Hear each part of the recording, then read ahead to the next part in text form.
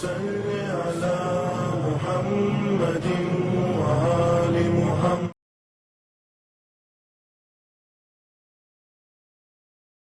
اعوذ باللہ من الشیطان الرجیم. بسم اللہ الرحمن الرحیم. وصلی اللہ علی محمد وآلہ الطاہرین ولعنۃ اللہ علی اعدائہم اجمعین. اما بعد. قال اللہ تبارک و تعالی فی القرآن المجید. بسم اللہ الرحمن الرحیم. الم یأن للذین آمنوا ان تخشع قلوبہم لذکر اللہ وما نزل من الحق ولا يكونوا كالذين اوتوا الكتاب من قبل فطاب عليهم الامد فقست قلوبهم وكثير منهم فاسقون. سورہ حدید کی آیت نمبر 16 ہے کہ جس کے اندر خداوند متعال ارشاد فرما رہا ہے کیا صاحبان ایمان کے لیے ابھی بھی وقت نہیں آیا ہے کہ ان کے دل ذکر خدا اور اس کی طرف سے نازل ہونے والے حق کے لیے نرم ہو جائیں اور وہ ان اہل کتاب کی طرح نہ ہو جائیں جنہیں کتاب دے تو گئی ہے، کتاب ان کو دے دی گئی ہے، تو ایک عرصے گزرنے کے بعد بھی ان کے دل ابھی بھی سخت ہیں اور کتاب ملنے کے بعد بھی ان کے دل پہلے کی طرح سخت ہو گئے ہیں اور ان کی اکثریت جو ہے وہ بدکار لوگوں کی ہے. لہذا اس آیہ کریمہ میں بتایا جاتا ہے کہ قرآن کریم اور حق کے نازل ہونے کے بعد انسان کا دل نرم ہو جانا چاہیے، اور حقیقت میں جو لوگ قرآنی طرز زندگی، قرآنی لائف اسٹائل رکھتے ہیں ان کے یہاں یقینی طور پر دلوں میں نرمی پائی جاتی ہے. کہتے ہیں تاریخ کا ایک نام ہے جس کا نام ہے فضیل بن عیاض. یہ انتہائی سخت دل انسان تھا، اس کا دل بالکل نرم نہیں تھا اور بہت ساری مستی کو یہ دنیا میں انجام دیتا تھا. شراب نوشی کی محفلوں میں شرکت کرتا تھا، گانا بجانے کے محفلوں میں جاتا تھا، چوری اس کا وطیرہ تھا. انتہائی ظالم اور اپنے نفس کے اوپر ظلم کرنے والا یہ انسان تھا. لیکن آپ دیکھیں کہ جب انسان قرآن کے سائے میں آتا ہے، قرآن سے مانوس ہوتا ہے، قرآن کے اوپر غور و فکر کرتا ہے، تو اس کی زندگی جب قرآنی زندگی بن جاتی ہے تو اس کا دل بھی نرم ہو جاتا ہے اور اس کی زندگی میں تبدیلی بھی آ جاتی ہے اور وہ اللہ کے خاص بندوں میں شامل ہو جاتا ہے. کہتے ہیں یہ شخص بہت بڑا چور تھا اور لوگ اس سے پریشان تھے. ہر ایک کے گھر پہ چوری کرنا اس کا کام تھا. ایک رات کو جب یہ چوری کے لیے نکلتا ہے، کسی کے گھر کی طرف جاتا ہے اور دیوار پر چڑھ جاتا ہے، اور دیوار پر چڑھا تو کیا دیکھتا ہے کہ ایک عابد نماز شب اور دعا میں مصروف ہے. جس گھر میں یہ چوری کرنا چاہتا تھا جب اس کی دیوار پر پہنچا تو جب اس نے جھانکا تو دیکھا کہ اس کے مالک کا جو گھر ہے، یعنی جو اس کا مالک ہے گھر کا، وہ نماز شب میں مشغول ہے، اور دیکھتا ہے تو یہ دعائیں پڑھتا ہے اور تلاوت کلام پاک کرتا ہے. جب اس نے یہ سب دیکھا اس وقت توجہ سے جب سنا تو عابد نے جب قرآن پڑھنا شروع کیا، قرآن کی تلاوت شروع کی، تو اس آیہ کریمہ کو وہ عابد شب زندہ دار رات کے سناٹے پہ جب دنیا محو خواب تھی، زیر لحاف ہوتی ہے، دنیا کے تمام بادشاہ اپنے اپنے دروازے کو بند کر دیے ہوئے ہیں، ایسے نازک موڑ پر اور نازک سمے اور حالات اور وقت کے اندر انسان بیدار ہو کر کے اللہ کی بارگاہ میں محو مناجات جب ہوتا ہے تو نہ صرف یہ ہے کہ اس کا دل نرم ہوتا ہے بلکہ وہ ضامن بن جاتا ہے دوسروں کے دلوں کو جھجوڑ دے، دوسروں کے دلوں کو منور کر دے، دوسروں کے دلوں کے اندر انقلاب برپا کر دے. یہ انقلاب انہی لوگوں کے اندر پیدا ہوتا ہے کہ جو شب کی تاریکی میں تلاوت کلام پاک سے اپنے وجود کو نورانی اور منور کرتے ہیں. حقیقت میں تلاوت قرآن کریم انسان کی عقل کے دریچوں کو کھولتا ہے، انسان کے اندر نورانیت عطا کرتا ہے.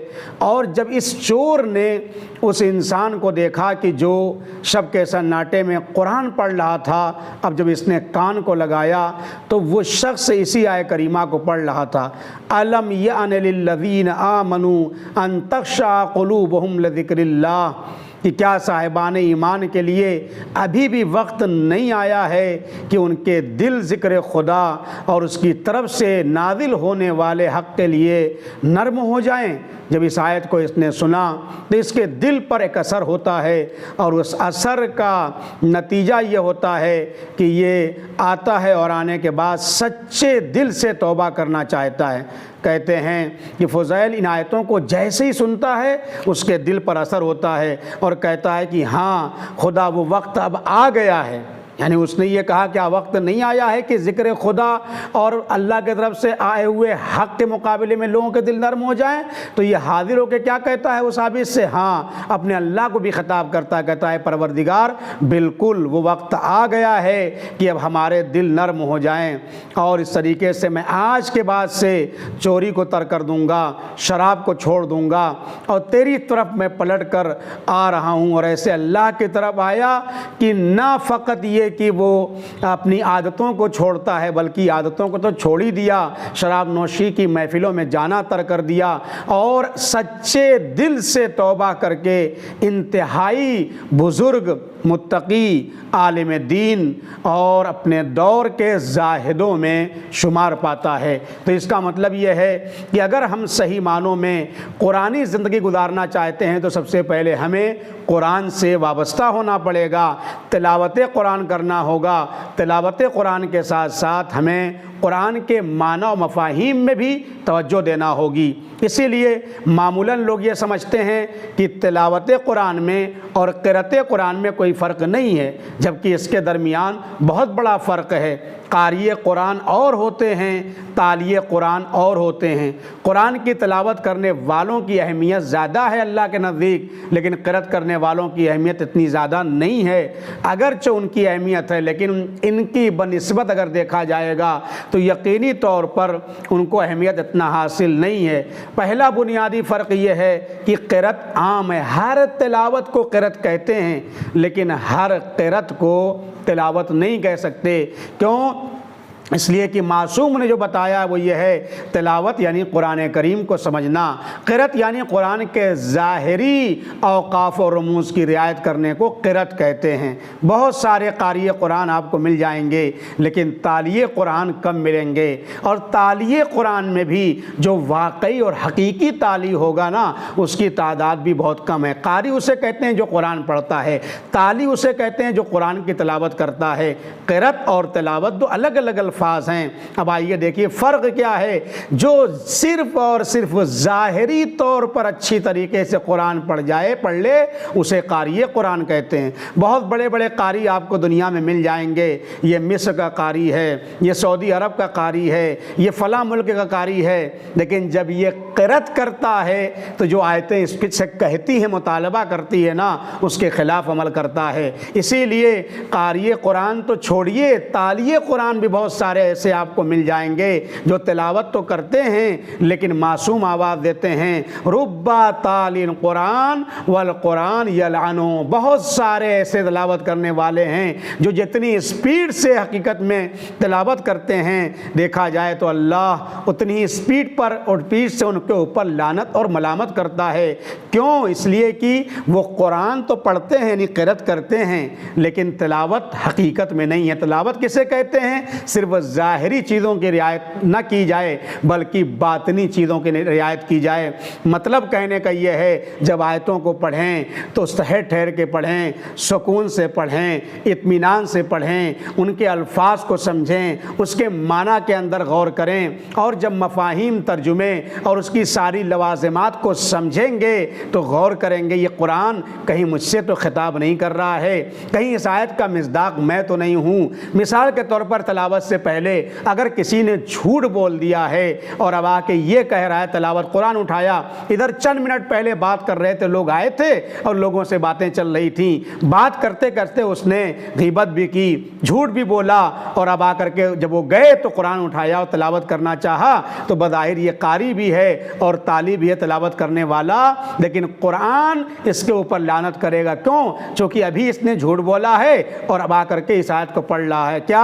وَلَعْنَةُ اللَّهِ عَلَى الْكَاذِبِينَ، جھوٹوں کے اوپر اللہ کی لعنت ہو.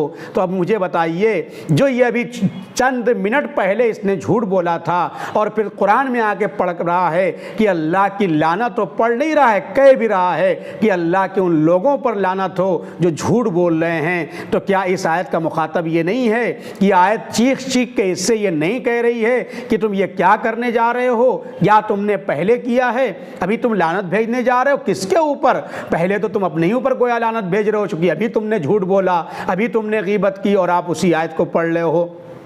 اسی لیے معصوم نے فرمایا اگر اس کے اوپر غور و فکر نہ کیا جائے گا تو یہ قرآن ہمارے اوپر لعنت بھی بھیجے گا. لہذا ہمیں چاہیے کہ ہم قرآن بھی سمجھیں اور قرآن کے اوپر عمل بھی کریں. والسلام علیکم ورحمۃ اللہ وبرکاتہ.